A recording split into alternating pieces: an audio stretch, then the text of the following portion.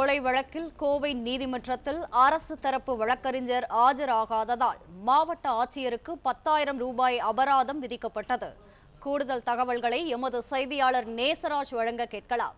நேசராஜ், வணக்கம். கோவை ஆட்சியருக்கு ரூபாய் 10,000 அபராதம் விதிக்கப்பட்டிருக்கிறது. கூடுதல் விவரங்கள். வணக்கம். கோவை மாவட்டம் கருமத்தம்பட்டியில் நடைபெற்ற கொலை வழக்கு ஒன்று 5வது கூடுதல் நீதிமன்றத்தில் நடைபெற்று வருகிறது.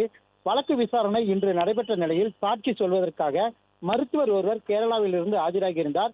கூடுதல் அரசு வழக்கறிஞர் இன்று விசாரணைக்கு ஆஜராகாததால் குற்றம் சாட்டப்பட்டவருக்கு சிரமம் ஏற்பட்டதுடன் அரசு தரப்பு சாட்சியிடம் விசாரணையும் நடத்த முடியவில்லை.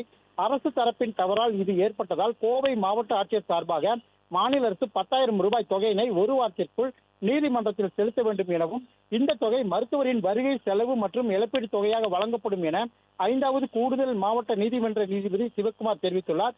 திமுக ஆட்சியில் நியமிக்கப்பட்ட அரசு வழக்கறிஞர்கள் பணிக்காலம் நிறைவடைந்த நிலையில் புதிய அரசு வழக்கறிஞர்கள் கோவை நீதிமன்றங்களில் நியமிக்கப்படாமல் இருப்பது குறிப்பிடத்தக்கது.